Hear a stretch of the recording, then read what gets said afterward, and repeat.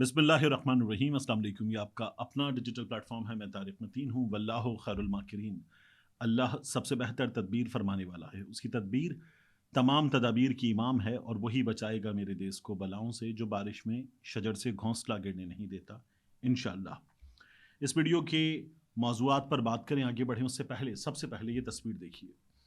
ये तस्वीर साबिर शाकिर साहब की जानिब से शेयर की गई है।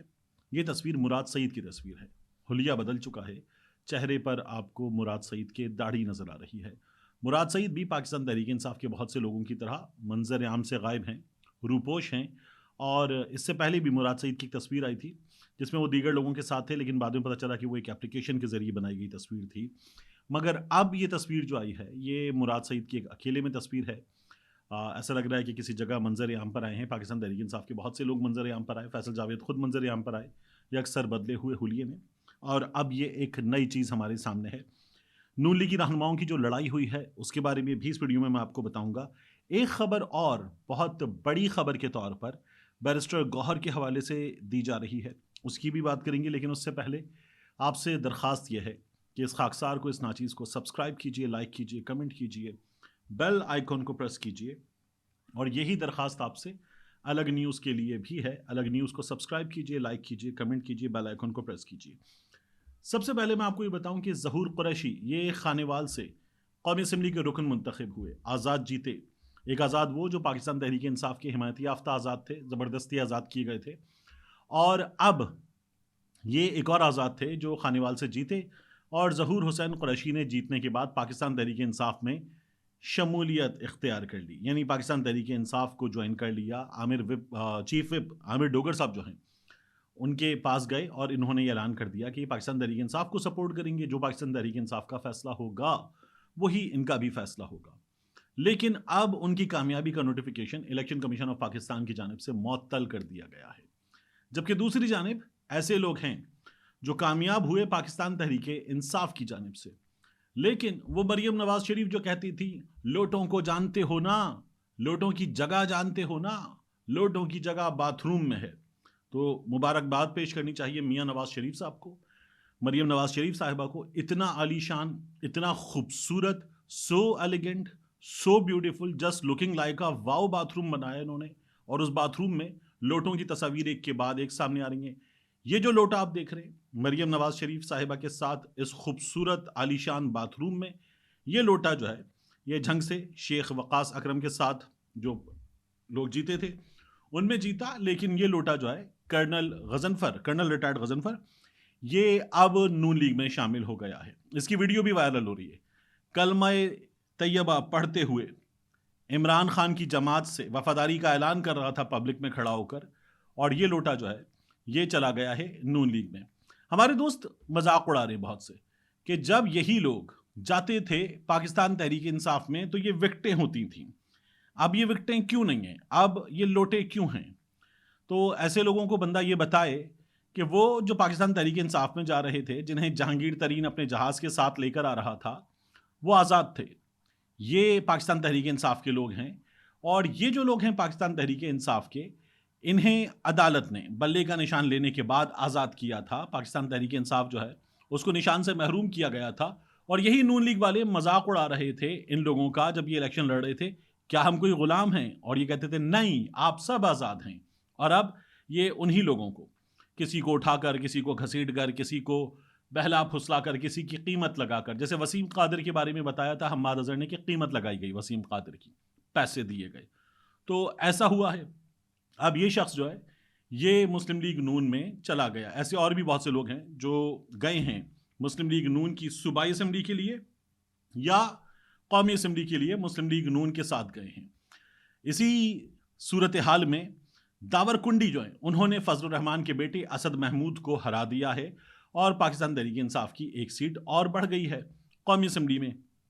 तो पाकिस्तान तहरीक इंसाफ वाले कहते हैं जब जीत जाएंगे अपनी सीटें, अपना मैंडेट वापस ले लेंगे, केस चलेगा, हुकूमत बनाएंगे। लंबा प्रोग्राम है। लेकिन अभी शहबाज शरीफ जो हैं वो वजारत उज़्मा के मनसब पर बिठाए जाएंगे और जरदारी साहब सदर बनेंगे। ये लोग मिलकर हंसी खुशी रहने लगेंगे, मुत्तहिदा कौमी मूवमेंट भी इनका साथ देगी और ये लोग फिर उसके बाद हुकूमत बनाएंगे और हुकूमत बनाने के बाद ये लोग ایک پرانا نغمہ ہے. وہ نغمہ ایک سرکاری ادارے کا جب ہم چھوٹے چھوٹے سے تھے تو ٹی وی پہ چلتا تھا. اس نغمے کی ٹیون تھی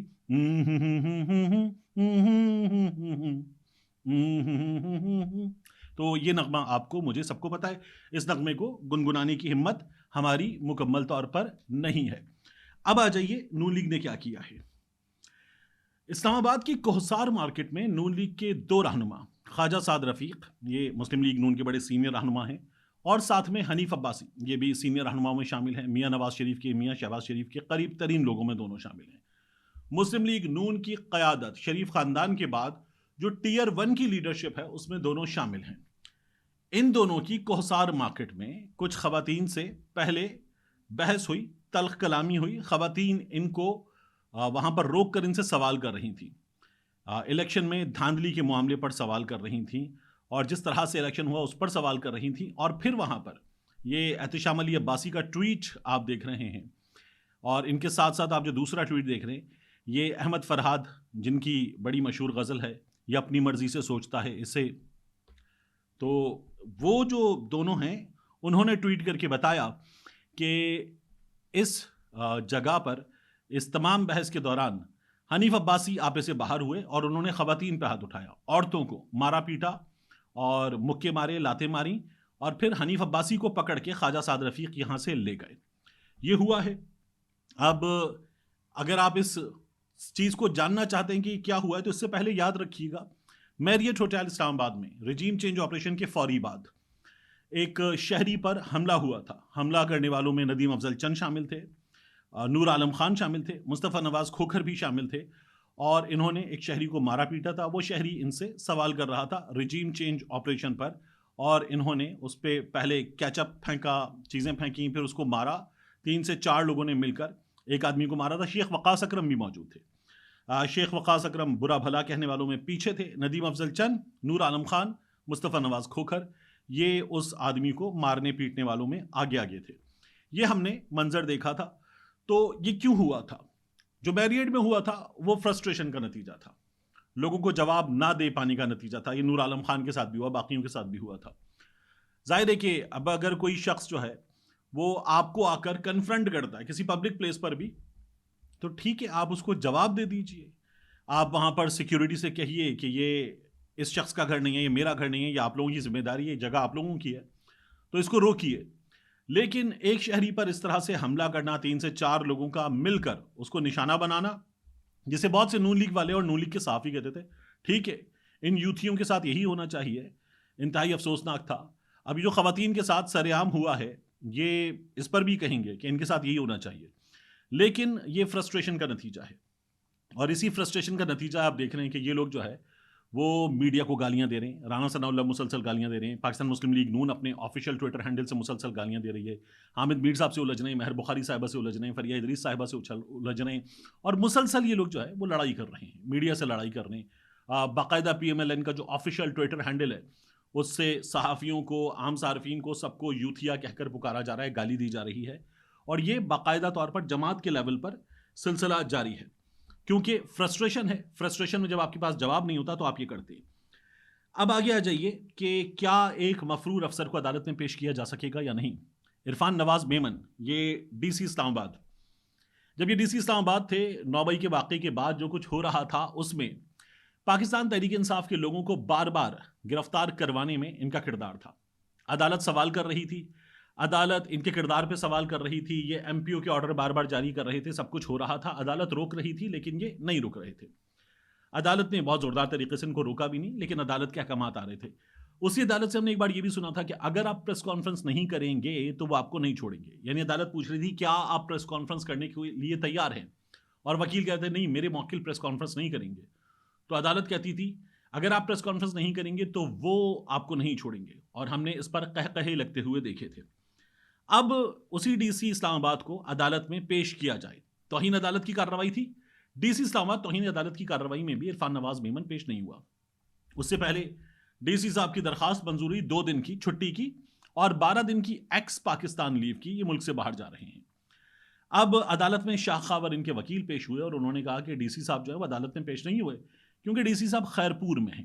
عرفان نواز میمن صاحب خیرپور میں ہیں، ان کی والدہ نے انہیں کہا ہے کہ وہ عمرے پر جائیں، اور والدہ کے حکم پر وہ عمرے پر جا رہے ہیں۔ عدالت سے سوال کیا کہ عدالت نے ان کو بلایا تھا، کیا پرمیشن لے لی گئی ہے؟ انہوں نے کہا جی والدہ کا حکم ہے۔ عدالت نے کہا کہ نہیں، یہ نہیں جا سکتے، ان کو روکا جائے۔ تمام آئی جیز کو، پانچوں آئی جیز کو عدالت نے کہا، سندھ کے، پنجاب کے، خیبر پختونخوا کے، بلوچستان کے، اسلام آباد کے تمام آئی جیز کو کہا ہے کہ یہ نہ جا پائیں، اس بات کو یقینی بنایا جائے، گرفتار کر کے کل عدالت میں پیش کیا جائے۔ میرا سوال یہ ہے کہ کیا عدالت نے ٹھیک کیا ہے؟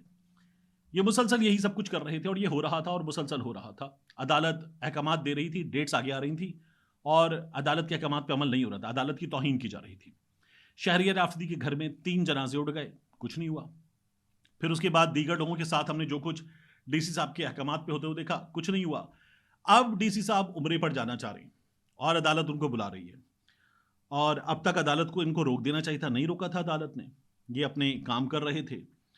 اب جب یہ عدالت پہ جا رہے ہیں تو میرا سوال یہ ہے کہ صدیق جان، اسلام آباد کا نوجوان صحافی، کچھ عرصہ پہلے اپنی والدہ کی برسی کے موقع پر عمرے پر جانا چاہ رہا تھا، ان کے ایصال ثواب کے لیے اللہ رب العزت کی بارگاہ میں جائے، حاضر ہو، دعا مانگے، نفلی ان کے لیے عمرہ بھی کرے، وہ جانا چاہ رہا تھا، لیکن اسے روک دیا گیا تھا۔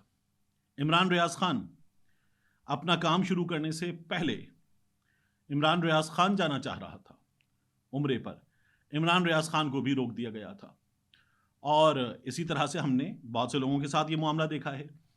اب یہ جو روکنے والے ہیں یہ خود عمرے پر جا رہے ہیں۔ عدالت جب بلا رہی تھی اور معاملہ بالکل آخر پر آ گیا تھا تو پھر ان کو عمرہ یاد آ گیا۔ یہ مجھے کہنا تو نہیں چاہیے، لیکن حج کو چلی والی ایک ضرب المثل ہے، وہ ضرب المثل ایسے موقع پر یاد آتی ہے جب ہم کوئی چیز دیکھتے ہیں۔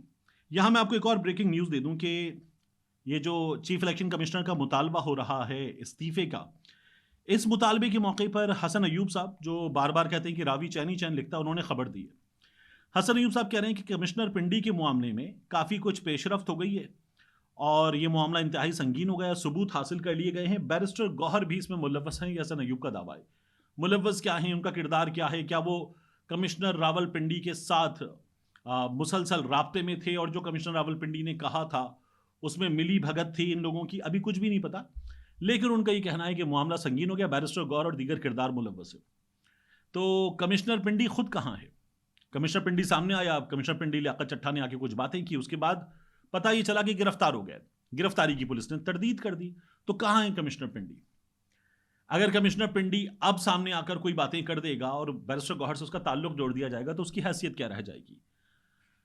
کیونکہ ایک شخص تھا کمشنر، وہ غائب ہو گیا، اور اگر وہ گرفتار ہوا تھا تو اسے عدالت میں پیش کیا جانا تھا، عدالت سے ریمانڈ لیا جانا تھا، عدالت کو بتایا جانا تھا کہ کیا ہوا ہے۔ وسل بلوئر کا پوری دنیا میں قانون ہوتا ہے، اگر کوئی شخص یہ ہمت کرے کہ وہ سسٹم کے اندر موجود خامیوں کی نشاندہی کرتا ہے تو سسٹم اس کو سلام پیش کرتا ہے پوری دنیا میں، اور کہتا ہے ٹھیک ہے، بہادر آدمی ہے، اس کی حفاظت کرتے، اور یہ طاقتوروں کے خلاف بول پڑا ہے، اس کی حفاظت کرتے، اس کو بچاتے، یہ سسٹم کی خامیاں بتائے گا۔ ہمارے ہاں وہ بندہ ہی غائب کر دیا گیا ہے، اور اب تک کسی جگہ کسی لیول پہ ہم نے تشویش نہیں دیکھی۔ قاضی فائز عیسیٰ صاحب کا نام اس نے براہ راست نام تو نہیں لے، لیکن چیف الیکشن کمشنر کی بھی بات کی اور چیف جسٹس کی بھی بات کی، تو ان کو خود تشویش ہونی چاہیے کہ کہاں یہ آدمی، لیکن ہم نے کسی بھی لیول پر کوئی بھی تشویش نہیں دیکھی ہے۔ اب کہا جا رہا ہے کہ ثبوت سامنے آ رہے ہیں، ایسے ثبوتوں کی کیا حیثیت ہوگی؟ بہت امپورٹنٹ ہے کہ ہمارے سامنے آنا چاہیے ہوا کیا ہے۔ آخر میں آپ کے سامنے ایک اور چیز رکھنا چاہوں گا، بشرا بی بی کا معاملہ۔ بشرا بی بی کے معاملے پر میں نے آپ سے بات کی، بشرا بی بی کے معاملے پر آواز اٹھائی، ان کی بیٹی جا کر ان سے مل کر آئی تھی، انہیں کچھ کھلا دیا گیا تھا جس کے بعد ان کا حلق، ان کا معدہ سب جل گئے، کوئی ایسیڈک نیچر کی چیز تھی، انتہائی تیزابیت زدہ، اور اس نے ان کو بری طرح سے متاثر کیا۔ بشرا بی بی انٹرنلی یوں سمجھ لیجیے کہ زخمی ہو گئیں، طبیعت بہت خراب ہوئی ان کی، اور وہ ڈاکٹر تک ایکسس مانگ رہی تھیں، سرکاری ڈاکٹر تک، بڑا شور مچنے کے بعد سرکاری ڈاکٹر تک ایکسس دیا گیا، پیمس سے ان تک جو سرکاری ڈاکٹر ہے اس کو پہنچانے کی بات کی گئی، لیکن بشرا بی بی نے انکار کر دیا کہ انہیں شوکت خانم اسپتال کا ڈاکٹر چاہیے اور وہ اس کے ذریعے اپنا چیک اپ وغیرہ کروانا چاہیں گی، کیونکہ انہیں یہ لگتا ہے کہ انہیں جن لوگوں نے یہ کچھ کھلایا ہے، اور ان کا کھانا اڈیالہ جیل سے آ رہا ہے، وہ گھر میں نظر بند ہے، انہوں نے کچھ کر دیا ہے، کچھ ملا دیا، اور وہی لوگ جب یہ رپورٹ بنائیں گے تو وہ درست نہیں ہو سکتی۔ یعنی اگر وہ سرکار کی تحویل میں نظر بند ہیں تو وہی سرکار کا ڈاکٹر آئے گا تو انہیں انصاف نہیں مل سکتا۔ اس لیے وہ ایک پرائیویٹ ڈاکٹر ڈیمانڈ کر رہی ہیں. یہ پرائیویٹ ڈاکٹر عمران خان صاحب کو بھی ملا ہے, وہ جا کے ان سے مل کے آتا ہے. یہ پرائیویٹ ڈاکٹر میاں نواز شریف کو بھی ملتا تھا, ڈاکٹر عدنان. اور یہ پرائیویٹ ڈاکٹر ملنا بشرا بی بی کا بھی حق ہے. پاکستان تحریک انصاف کو اس معاملے کو رائٹلی ٹیک اپ کرنا چاہیے. ابھی تک ہم نے ڈھنگ سے اس معاملے کو پاکستان تحریک انصاف کے لیول پر کم ٹیک اپ ہوتے ہوئے دیکھا ہے. مگر یہ معاملہ عمران خان صاحب تک پہنچا دیا گیا, بانی چیئرمین پی ٹی آئی تک. اور جو بشرا بی بی کے انتہائی قریبی, یوں سمجھ لیجئے کہ جو مل کر آنے والے لوگ ہیں, سمجھ لیجئے میری ان سے بات ہوئی ہے, وہ کہتے ہیں کہ بشرا بی بی کی حالت بہت خراب ہے. ملتے ہیں انشاءاللہ آپ سے اگلی ویڈیو میں.